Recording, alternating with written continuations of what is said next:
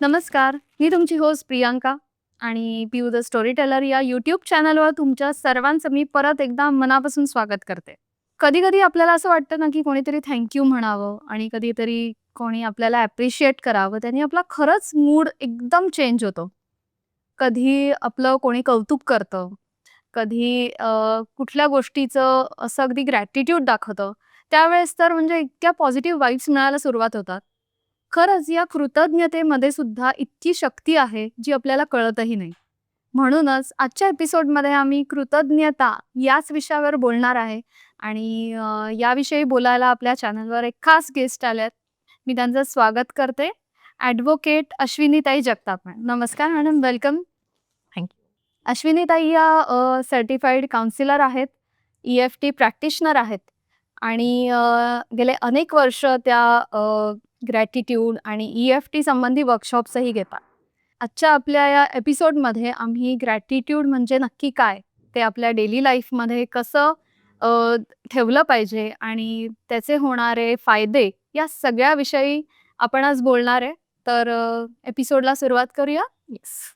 तर कृतज्ञता म्हणजेच ग्रॅटिट्यूड हे सोप्या भाषेत काय सांगाल? पहिल्यांदा तर मला या ठिकाणी बोलवलंत आणि कृतज्ञता या विषयावरती बोलायला बोलवलंत. त्याबद्दल तुमचे मनापासून आभार. Thank you. तुमच्या चॅनलचे आणि पाहणाऱ्या प्रेक्षकांचे सगळ्यांचे मनापासून आभार. कृतज्ञता म्हणजे मनाची एक आंतरिक अवस्था आहे. माझ्याकडे काय आहे याची जाण, भान आणि जाणीव असणं आणि त्याबद्दल कृतज्ञ असणं, की आज माझ्याकडे काय आहे? एक चांगलं आयुष्य आहे, निरोगी शरीर आहे, खरं. राहायला चांगलं घर आहे, चांगला लाईफ पार्टनर आहे, 2 गोंडस मुलं आहेत. हे सगळं माझ्याकडे आहे, त्याबद्दल कृतज्ञ असणं म्हणजे कृतज्ञता. तर आज तुम्ही सर्वात जास्त कृतज्ञ कोणाबद्दल आहात आणि का? हा माझ्या सगळ्यात जास्त आवडीचा विषय आहे. हां. मला जर कृतज्ञता व्यक्त करायला सांगितली तर लवकर मी थांबणार नाही. तरी त्याच्याविषयी मोठी. कृतज्ञता व्यक्त करावी. पहिले तर माझं श्रद्धास्थान असलेलं स्वामी, माझ्या जन्माचं एकमेव कारण असलेले माझे आई-वडील, अगदी. ज्यांच्याप्रती मला मनापासून कृतज्ञता व्यक्त करावीशी वाटते. त्यानंतर माझा लाईफ पार्टनर, माझा नवरा, मला मातृत्वाचं सुख देणारी माझी 2 मुलं, माझ्या सासूबाई असतील आणि माझ्या आयुष्यात आलेली चांगली पुस्तकं, माझ्या आयुष्यात आलेले चांगले मार्गदर्शक, गुरु, त्यात प्रामुख्याने उल्लेख करावासा वाटतो.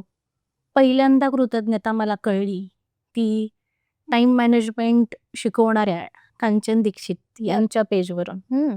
लॉकडाऊनच्या काळात बरंच चढ उतार आले. त्या दरम्यान मी ग्रॅटिट्यूड प्रॅक्टिस सुरू केली. त्यानंतर अर्थातच माझी फ्रिक्वेन्सी हाय झाली. एका युनिव्हर्सल फ्रिक्वेन्सीशी ट्यून झाले आणि खूप चांगले मार्गदर्शक गुरु आयुष्यात आले. डॉक्टर प्रदीप पवार सर असतील, मिनल मॅडम असतील, कांचन मॅडम असतील, पूजा मॅडम असतील, खुशबू असेल आणि अगदीच आयुष्यातले सगळेच नातेसंबंध जे छोटे मोठे, अगदी माझी मदतनीस मावशी असेल की ज्यांच्याकडून छोटं मोठं बरंच काही शिकता आलं. अगदी. आणि प्रामुख्याने माझं आयुष्य ज्याच्यातून मी समृद्ध झाले, त्या अनुभवातून शिकले, त्या प्रत्येक अनुभवासाठी मी आज मनापासून कृतज्ञता व्यक्त करते. मस्त. अगदी मोठ्यांपासून लहानांपर्यंत सगळ्यांचे तुम्ही आज आभार मानतायत अगदी. यालाच खरं कृतज्ञता म्हणतात Yes. ते. आणि ही कृतज्ञता थांबलं नाही जात, हां. ती मनापासून येते. मनापासून येते. खरंय. म्हणजे किती बोलू त्या वरवरची विषयावरती नसते असं आणि होतं. हां. Yes. तर तुम्ही पहिल्यांदा ग्रॅटिट्यूड मनापासून कधी अनुभवलंय?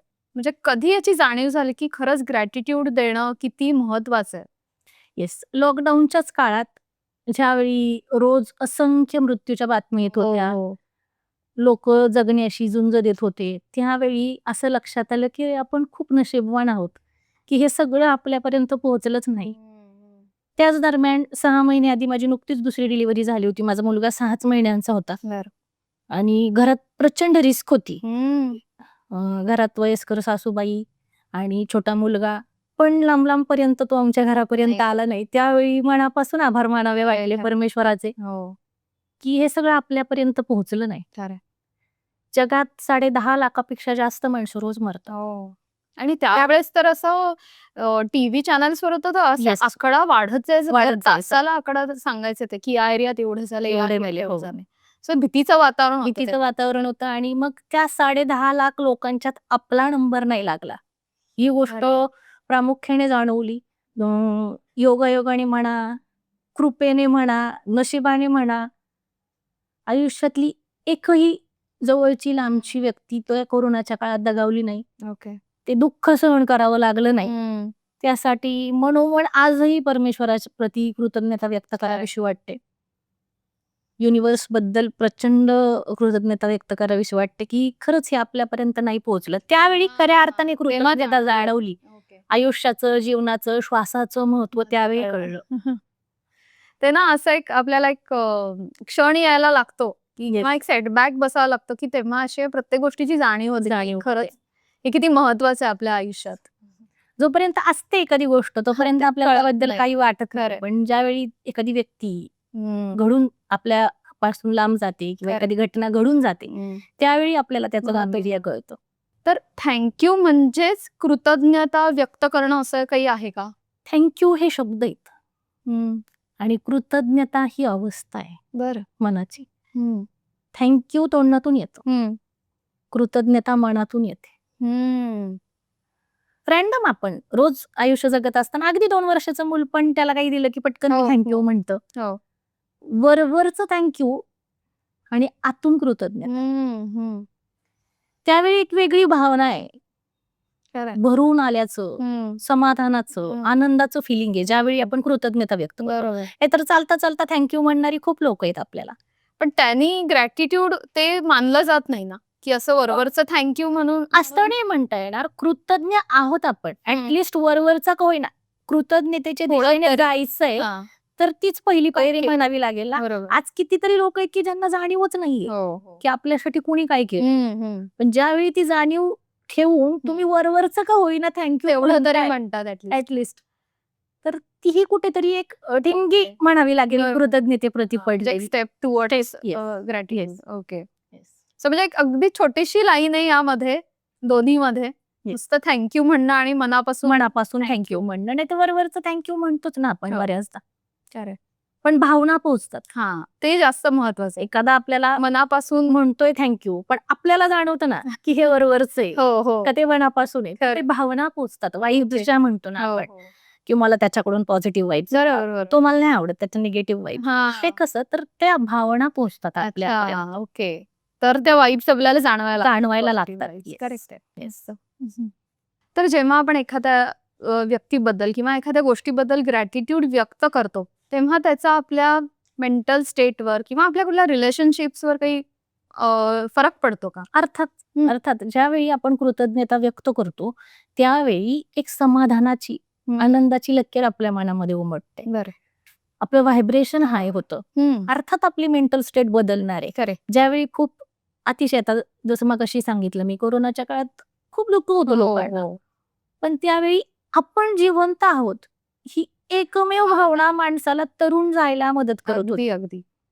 तर ज्यावेळी आपण कृतज्ञता व्यक्त करतो आपल्या शरीरात हॅपीनेस हार्मोन सिक्रेट व्हायला लागतात. छान वाटायला लागतं. आनंद वाटायला लागतो, समाधान वाटायला लागतं. कारण कृतज्ञता व्यक्त करतो आपण आहे म्हणतो ना माझ्याकडे आहे. बरोबर. ज्यावेळी आहे त्यावेळी अबंडन्स आहे माझ्याकडे राहायला घर आहे. आता हे सगळं मी बोलू शकते. हे सगळं मी शिकू शकते कारण हे कित्येक लोकांपर्यंत पोहोचलेलंच नाही. खरंच आहे अगदी. मग अशा वेळी हे सगळं माझ्यापर्यंत पोहोचवणं ह्याच्यात काहीतरी खूप मोठी ताकद. बरोबर आहे अगदी 100%. त्या प्रती मी कृतज्ञ असणं. ज्यावेळी मी कृतज्ञता व्यक्त करतेय माझं व्हायब्रेशन हाय होतंय, छान वाटतंय, आनंद होतोय, समाधान मिळतंय. बरोबर. आपण मागच्या एका सेशनमध्ये आपण बोललो होतो की व्हायब्रेशन सुद्धा कशा काम करतात. येस. तर तुम्ही सांगितलं होतं की पॉझिटिव्ह आपण जेव्हा विचार करतो, कृतज्ञ होतो किंवा अप्रिशिएट करतो, तेव्हा आपले व्हायब्रेशन कितीतरी पटीने वाढलेले असतात. आणि त्याच वेळेस जेव्हा आपण एखाद्याबद्दल गॉसिप करतो, वाईट बोलतो, निगेटिव्ह बोलतो, तेव्हा एकदम मायनसमध्ये जातो. तर ते कसं काम करतं म्हणजे ते? डेव्हिड हॉकिन्सन्स नावाच्या शास्त्रज्ञांनी एक कॉन्शियसनेस मॅप तयार केलाय किंवा जर तुम्ही गुगलला सर्च केलं इमोशनल व्हायब्रेशनल फ्रिक्वेन्सी चार्ट तर एक चार्ट येतो ज्याच्यामध्ये वेगवेगळ्या इमोशनला त्यांनी एक वेगवेगळी व्हॅल्यू दिलेली आहे. बरं. तर त्याच्यामध्ये सगळ्यात लोएस्ट फ्रिक्वेन्सी असलेलं इमोशन आहे शेम, म्हणजे लाज वाटणं. अर्थात ती कशाची असू शकते, दिसण्याची, असण्याची, परिस्थितीची, कशाची असू शकते. आणि त्यानंतर मग दुःख आहे, जेलसी आहे, राग आहे, भीती आहे, ह्या सगळ्या निगेटिव्ह इमोशन्स आहेत की ज्याने आपलं व्हायब्रेशन लो होतं. अगदी. त्याच्याच अपोजिट आनंद, joy, peace, gratitude, unconditional love, ह्या सगळ्या हायेस्ट फ्रिक्वेन्सीच्या इमोशन्स आहेत. ओके. जिथे त्यांनी शेमला 20 ही व्हॅल्यू दिली, तिथेच ग्रॅटिट्यूड साठी 900 बाप एवढी व्हॅल्यू. केवढा फरक आहे म्हणजे. येस. तर लगेच तो शिफ्ट जाणवतो आपल्याला की ज्यावेळी आपण कृतज्ञता व्यक्त करतो, आपण हायर फ्रिक्वेन्सीला ट्यून होतो. कॉन्स्टंट माझ्याकडे काय आहे असल्यावर कृतज्ञता व्यक्त करणं सोपं आहे. बरोबर. काही नसताना त्याच्यातलं चांगलं शोधून कृतज्ञता व्यक्त करणे, ह्याच्यात खरी मजा आहे. अगदी अगदी. तो ज्यावेळी कृतज्ञता व्यक्त करतो, ऑटोमॅटिक हाय फ्रिक्वेन्सीला ट्यून होतो, मॅनिफेस्टेशन पॉवर वाढते, हव्या त्या गोष्टी मिळायला लागतात, आयुष्य समृद्ध व्हायला लागतं. म्हणजे जसं मी ग्रॅटिट्यूड शिकले, आज माझी अवस्था अशी आहे की अंधळा मागतो एक डोळा आणि देव देतो दोन डोळे. अच्छा. जे मागितलं ओके. त्याच्या कितीतरी पटीने जास्त मिळत गेलं. बरं. कृतज्ञतेला माझ्या आयुष्यात अनन्यसाधारण महत्व आहे. आणि या कृतज्ञता जेव्हा एखाद्याबद्दल व्यक्त करतो तेव्हा आपल्या रिलेशनशिप्सवर पण तसा फरक पडतो का? हो, फरक पडतो. ह्याचं एक उदाहरण म्हणजे माझ्या अगदी सुरुवातीच्या काळात ज्यावेळी मी वर्कशॉप्स घ्यायला सुरुवात केली, माझ्याकडे एक डॉक्टर वर्कशॉप्स घ्यायच्या बरं.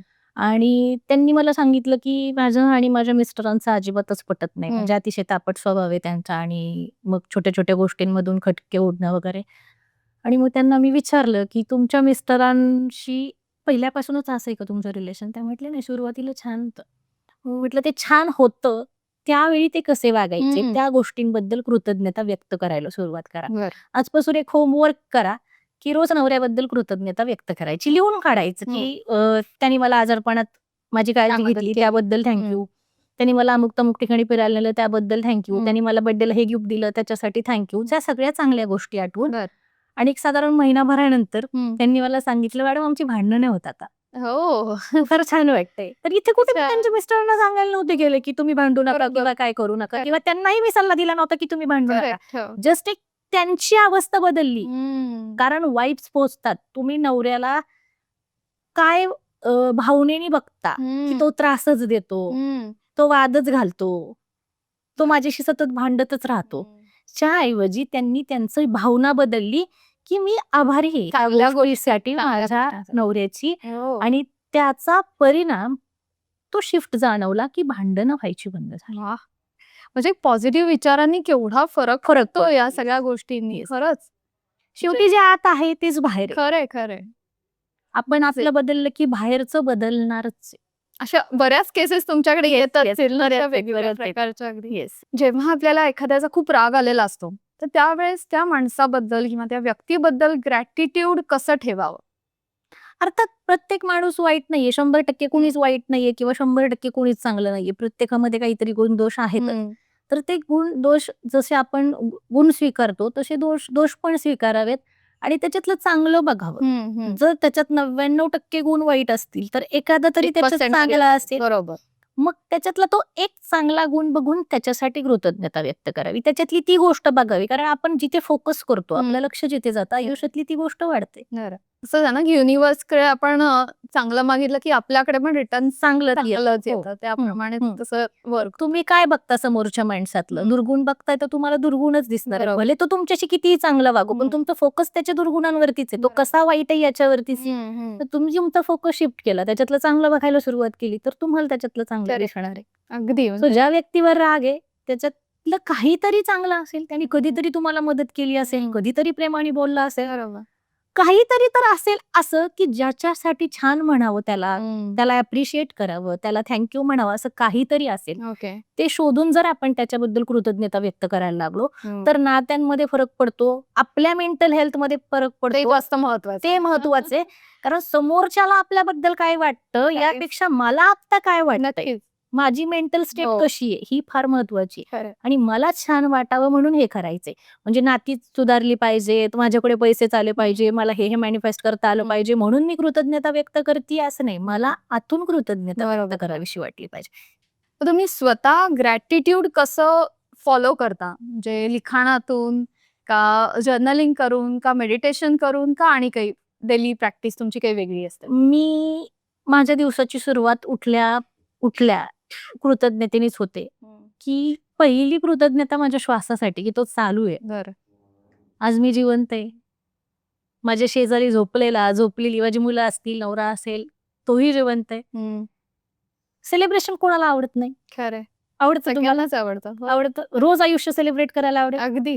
हं? हो. मग मी आज जिवंत आहे, हे एक कारण सेलिब्रेशनसाठी पुरेसं आहे. अगदी प्रश्नच नाही. त्याही पुढे जाऊन शेजारी झोपलेली, जवळची माणसं जिवंत आहेत. दुसरं एक कारण आहे सेलिब्रेशनसाठी. जर ह्याच्याकडे आपण लक्ष दिलं, तर आयुष्यातली छोटी-मोठी दुःख किरकोळ वाटायला लागतात. अगदी खरंच आहे. आपण आहोत तोपर्यंत सगळे. हं. ज्या दिवशी आपला श्वास थांबणार, सगळं जागेवर राहणार. अगदी. मग आत्ता आहे, ह्या क्षणी मी आहे, त्याबद्दल कृतज्ञता, सूर्याप्रती कृतज्ञता आणि जे दिसतंय अगदी समोर, फॅन दिसतोय, टीव्ही दिसतोय, कपाट दिसतंय, जे दिसेल त्या गोष्टीबद्दल कृतज्ञता व्यक्त करणं. आयुष्यात जे मार्गदर्शक आहेत, चांगली पुस्तकं आहेत, चांगली वेळ आहे आयुष्यात, एवढं छान आयुष्य जगायला मिळतंय. त्या प्रत्येक गोष्टीबद्दल कृतज्ञता व्यक्त करून माझ्या दिवसाची सुरुवात होते. ह्याला एक दुसरी बाजू आहे, की तुम्ही दिवसाची सुरुवात कशी करता? पहिला विचार स्वतःला काय देता? कधी तुम्ही असं एक्सपिरियन्स केला असेल, की उठल्या-उठल्या कुठेतरी एखादं गाणं सुरू आहे, ते कानावर पडतं. मग ती भूपाळी असेल, भजन असेल किंवा अगदी डीजेचं एखादं सॉन्ग असेल आणि आपल्याही नकळत आपण दिवसभर ते अगदी. गुणगुणतो. हो, हो, हो. असं खूप वेळा होतं. खूप वेळा होतं असं. आणि आपण अरे मी आज हे गाणं का म्हणतीये? तर ते नकळतपणे आपण सकाळी ऐकलेलं असतं. तर नकळतपणे आपण सकाळी जो स्वतःला विचार दिलाय पॉझिटिव्हिटीचा, कृतज्ञतेचा, तो बॅक ऑफ द माइंड दिवसभर सुरू राहणार आहे आणि दिवसभर आपली मेंटल हेल्थ किंवा मेंटल स्टेट चांगली राहणार. अगदी. जे दिवसभराचा स्ट्रेस आहे कामाचा किंवा एन्झायटी आहे, बरोबर. सतत भविष्याबद्दलची काळजी आहे, तर ती कुठेतरी थांबते. छान वाटायला लागतं, की आहे आपल्याकडे सगळं. आहोत आपण. हे आयुष्य आहे म्हणून आयुष्य आहे. येस. Yes.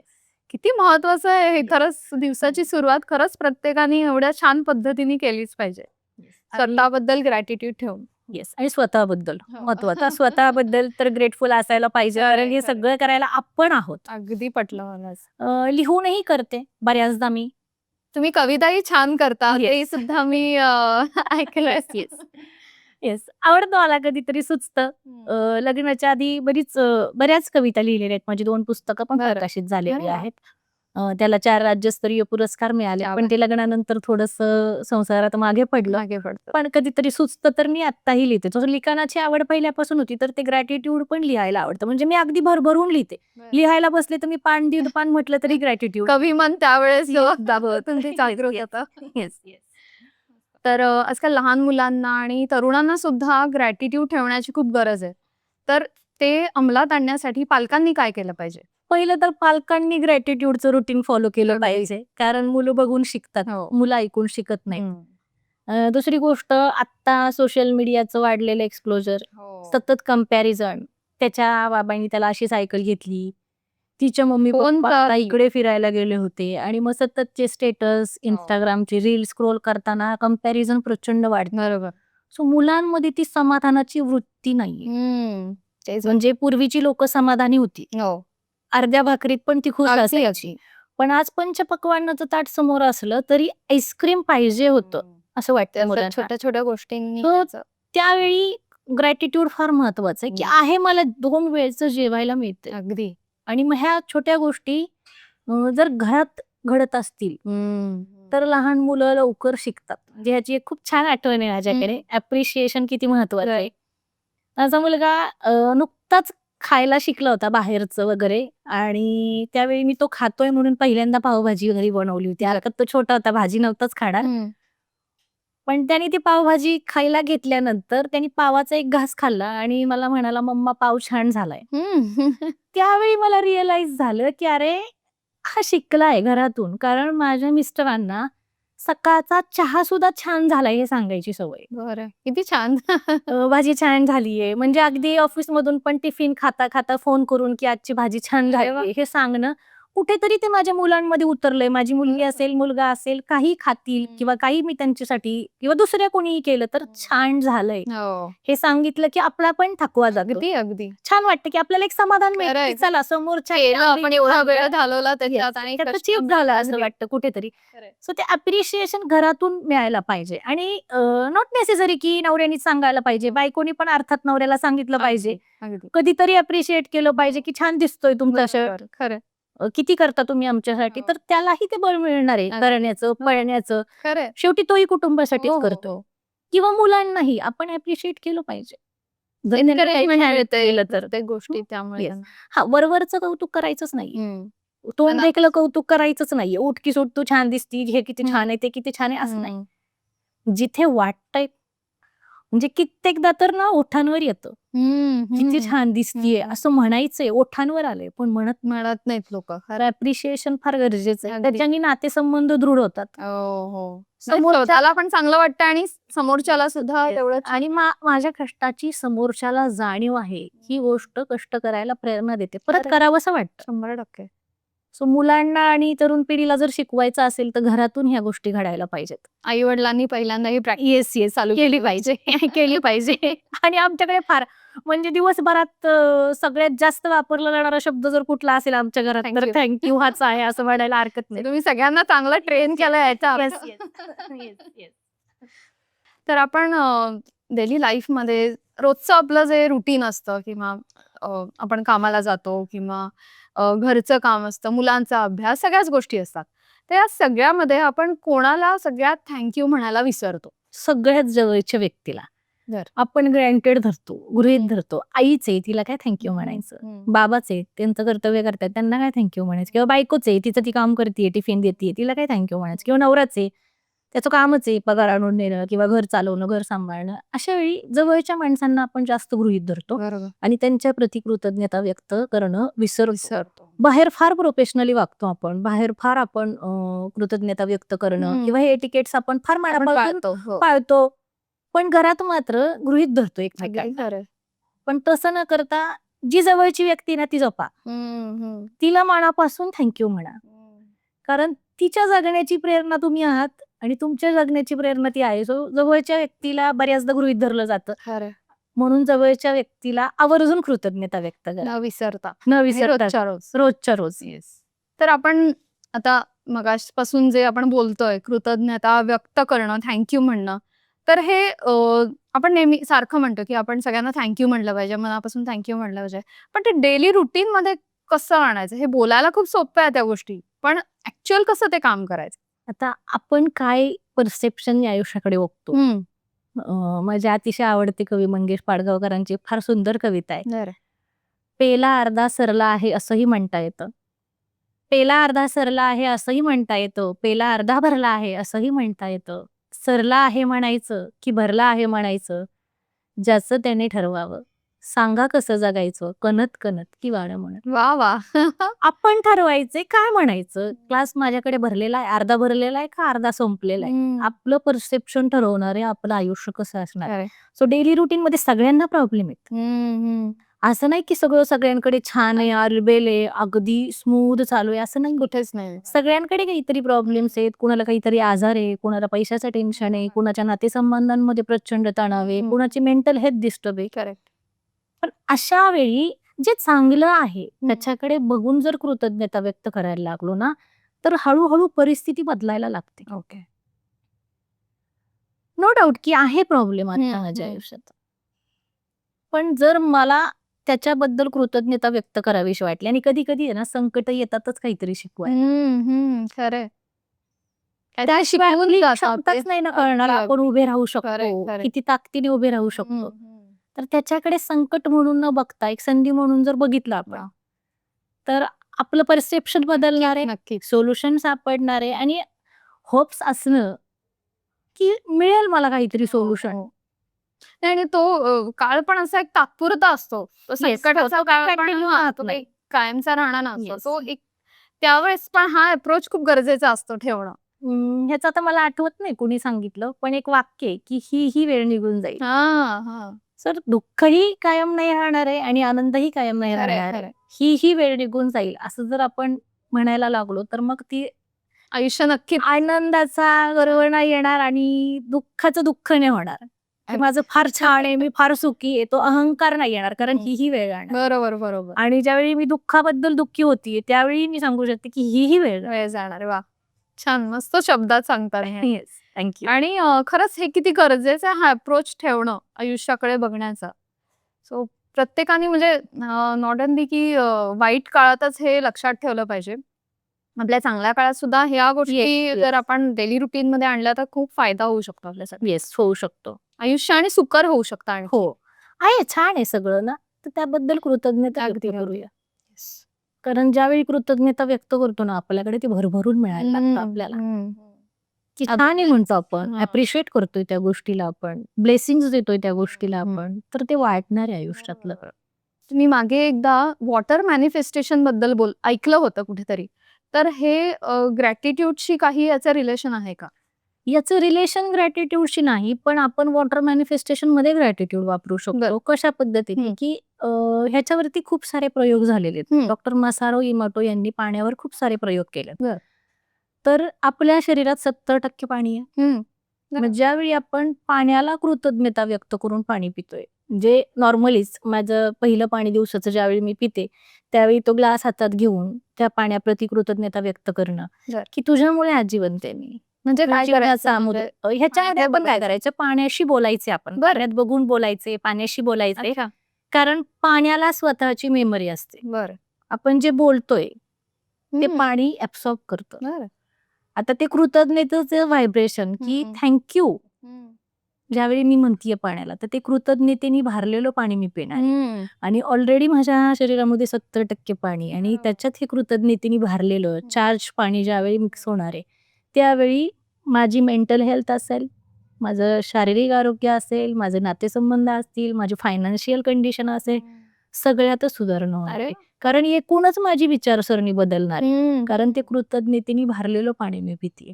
सो वॉटर मॅनिफेस्टेशनमध्ये आपण हवं ते मिळवण्यासाठी पण पाण्याचा वापर करतो, की अच्छा. मला चांगलं आरोग्य हवंय हे मी पाण्याला सांगतेय रोज, की I am healthy. Me totally fit आहे, फाईन आहे, बरोबर. मी पूर्णपणे निरोगी आहे. असं ज्यावेळी मी त्या पाण्याला म्हणतीये, ते पाणी ॲब्सॉर्ब करते आणि ते पाणी मी पितीये.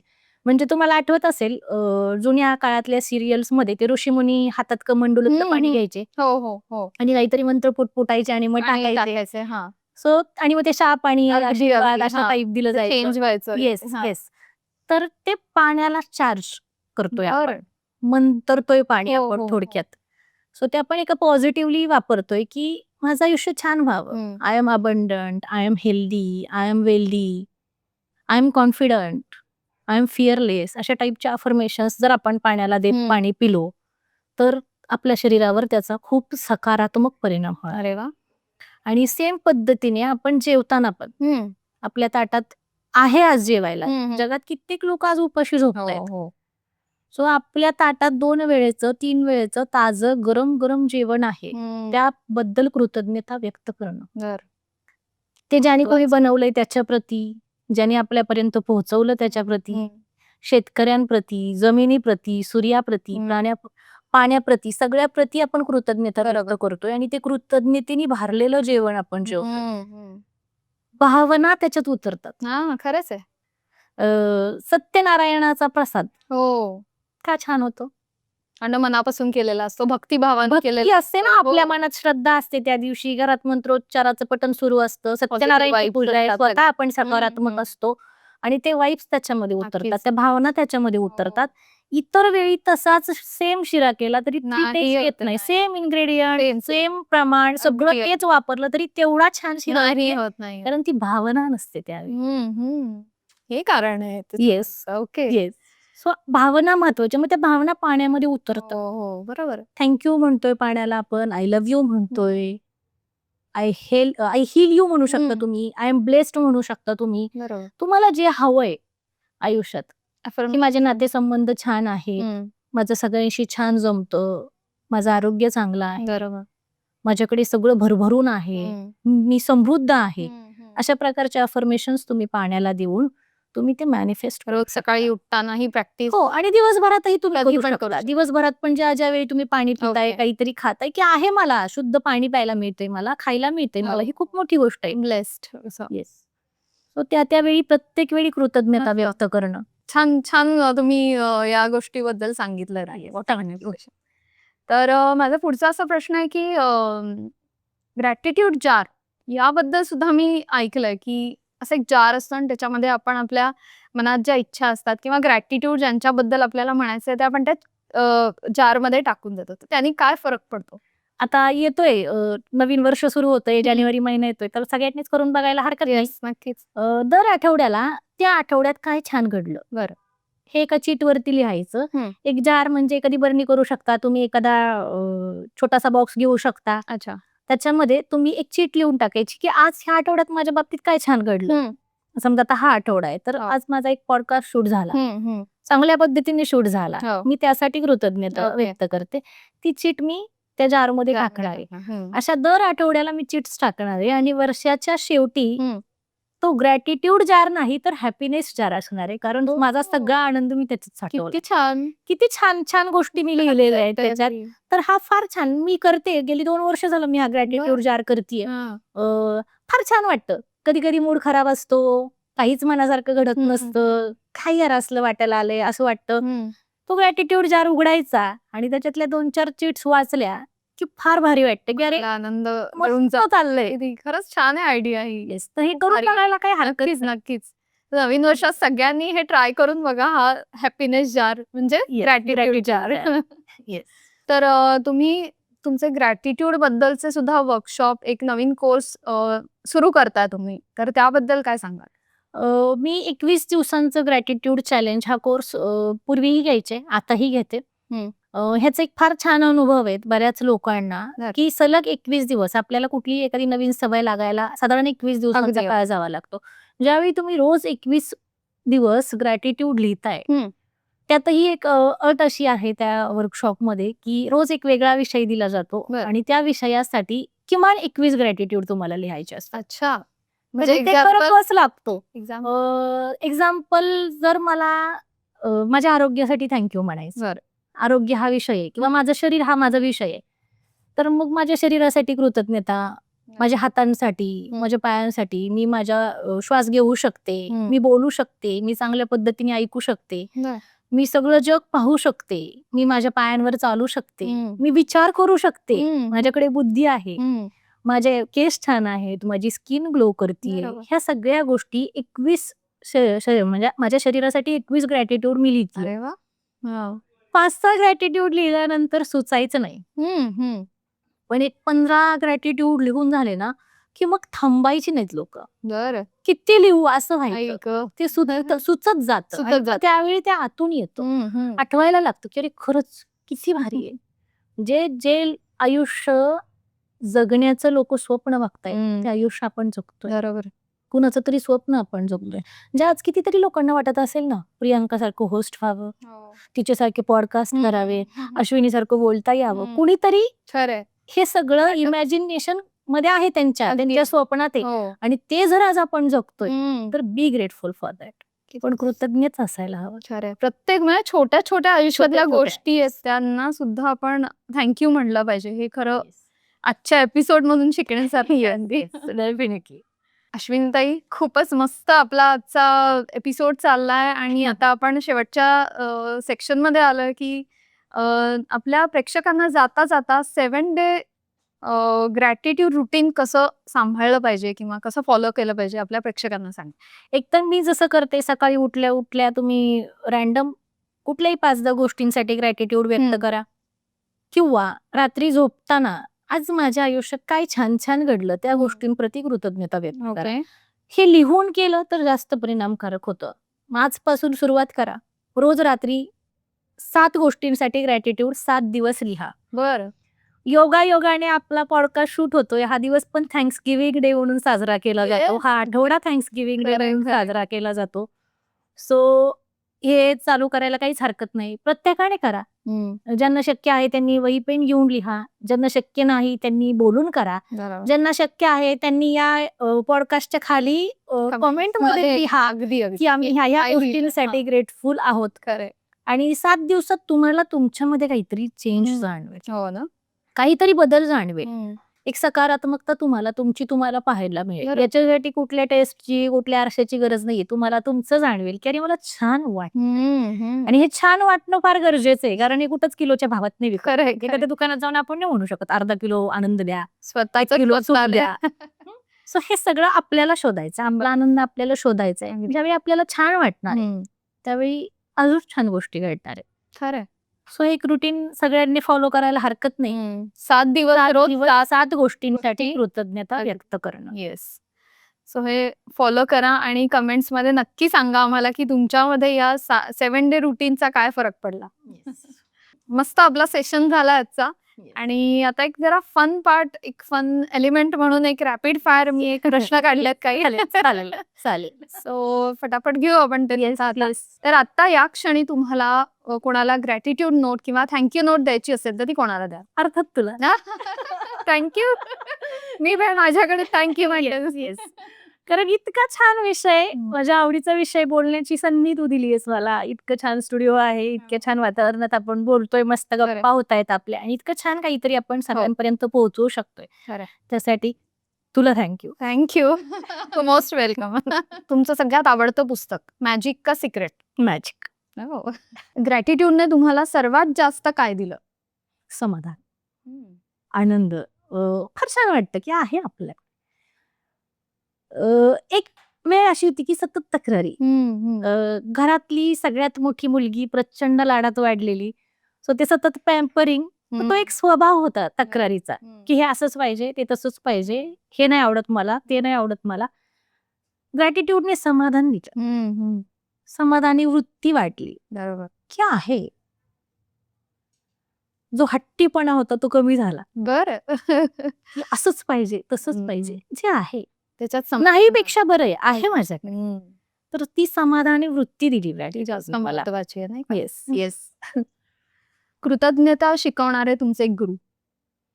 कांचन दीक्षित, ज्यांच्याकडून मी पहिल्यांदा शिकले, म्हणजे पहिल्यांदा त्यांच्याकडून ऐकलं. बरं. त्यांचं वर्कशॉप मी नंतर केलं बराच उशिरा, पण त्यांच्या पेजला फॉलो करत असताना मला त्या खूप वेळा लिहितात ग्रॅटिट्यूड बद्दल, बऱ्याचदा लिहितात त्या. आणि त्याच्यानंतर मग मी ग्रॅटिट्यूड प्रॅक्टिस केली. त्यानंतर बरेच चांगले गुरु आयुष्यात आले. मग डॉक्टर प्रदीप पवार सर असतील की ज्यांच्यामुळे अजून डीप कृतज्ञता व्यक्त करायला शिकले. ग्रेटच आहे त्यांच्या प्रती पण परत एकदा मनापासून कृतज्ञता. त्यांचा ऑराच वेगळा असतो. Yes yes yes. आणि माझे आध्यात्मिक गुरु आहेत गणेश काका म्हणून, त्यांच्या प्रती पण मला कृतज्ञता व्यक्त करावीशी वाटते की एक वेगळ्या अर्थाने त्यांच्याकडून मला अध्यात्म शिकता आलं. म्हणजे अध्यात्माची व्याख्या माझी थोडी वेगळी होती, पण त्यांच्याकडून मला एक वेगळं नॉलेज मिळालं, वेगळा दृष्टिकोन मिळाला त्याच्याकडे बघण्याचा. सो त्यांच्या प्रती पण मनापासून कृतज्ञता. तर कृतज्ञतेबद्दल अशी एक गोष्ट जी तुम्ही कधीच कोणाला शेअर केली नाही? आजपर्यंत मी सांगितलं नाही कुणाला, पण मला छान वाटेल. आणि जर माझी मैत्रीण हा पॉडकास्ट ऐकत असेल, अर्थात मी तिचं नाव नाही घेणार. शाळेत असताना आमची प्रचंड घनिष्ठ मैत्री होती. कॉलेजमध्येही अगदी तेच, म्हणजे अगदी जीवनच्या कंठस्थ मैत्रिणी म्हणून तशा प्रकारच्या आम्ही होतो. ती असेल तिथे मी असायला पाहिजे, मी असेल तिथे सोडगोळीच तुमची अशी. आणि काही कारणाने दोघींमध्ये मतभेद झाले आणि बोलणं बंद झालं.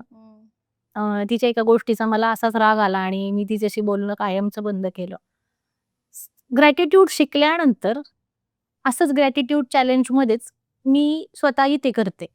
ज्यावेळी मी वर्कशॉप घेते तर मी मैत्रीसाठी ग्रॅटिट्यूड लिहिताना मला पहिली ती डोळ्यासमोर आली की मैत्री जेव्हा कळली काय असते त्यावेळी ती आयुष्यात होती. आणि मग मी तिच्याबद्दल कृतज्ञता लिहायला सुरुवात केली की तिच्यामुळे आज जो आत्मविश्वास आहे कुठेतरी ती फार बिनधास्त होती. तो बिनधास्तपणा मला तिच्याकडून शिकता आला. खरं प्रत्येकाकडून काही ना काही शिकण्यासारखं हे खूप उशिरा रिअलाइज झालं आणि मी काय शिकले तिच्या. तर ती फार बिनधास्त होती आणि मग मी तिच्याबद्दल ग्रॅटिट्यूड लिहायला सुरुवात केली. आणि साधारण 1 आठवड्याभरानंतरच माझा वाढदिवस होता आणि तिने अगदी 12-15 वर्षांनी नंबर होते एकमेकींकडे. पण तुम्ही कॉन्टॅक्ट मध्ये नव्हता. मध्ये नव्हतो आणि मग तिने माझ्या बर्थडेला स्टेटस टाकलं आणि तिथून परत बोलायला सुरुवात झाली बरं, किती छान. आणि ती मैत्री मस्त. आताही तशीच आहे. छान cute. छान आहे. सो बिघडलेले नातेसंबंध असतील किंवा ही तुटलेली इतक्या वर्षांची मैत्री ग्रॅटिट्यूडमुळे जुळून आली आणि हे आजपर्यंत मी कुठेच नव्हतं शेअर केलं. बरं, त्याला माझ्या त्यासाठी gratitude तुमच्या मैत्रिणीपर्यंत पोहोचतोय आजच्या episode मधून. येस तिला कळेल म्हणजे तिला नाव टाकण्याची गरज नाही. ती अगदी तर अगदी पोहोचेल. भावना पोचतील. भावना पोचतील. पोचतील. येस वाव, फारच मस्त आणि इतका छान क्रिस्प झाला आपला एपिसोड आणि छान कृतज्ञता म्हणजे नक्की काय, त्याचे होणारे फायदे आणि आपण कोणाकोणाला रोजचं कृतज्ञ व्हायला किंवा थँक्यू म्हणायला आपण विसरतो. या सर्व गोष्टी इतक्या छान पद्धतीने समजावल्या ना तुम्ही आणि अगदी सोप्या भाषेत. शिवाय 7 डे रुटीन सुद्धा एवढं छान सांगितलं. त्याबद्दल खरंच खरंच मनापासून तुमचे मी आभार मानते. मोस्ट मनापासून कृतज्ञ आहे तुमची. आणि खरंच मस्त झाला आणि आपल्या प्रेक्षकांना सुद्धा आज आवडला असणार आहे आजचा एपिसोड. आवडला की नाही नक्की कमेंट करून नक्की कळवा. नक्की कळवा. या पॉडकास्टसाठी मला आमंत्रित केलं, मला बोलण्याची संधी दिली त्याबद्दल पुनश्च एकदा पूर्ण टीमचं, तुझं आणि अर्थात प्रेक्षकांचं हो, मनापासून आभार. थँक्यू. वेलकम. थँक्यू. तुम्हाला आजचा एपिसोड कसा आवडला त्याबद्दल सुद्धा कमेंट्समध्ये लिहून आम्हाला नक्की कळवा आणि पिऊ द स्टोरी टेलर या यूट्यूब चॅनलला अजून सबस्क्राईब केलं असेल तर ते जरूर करा. धन्यवाद.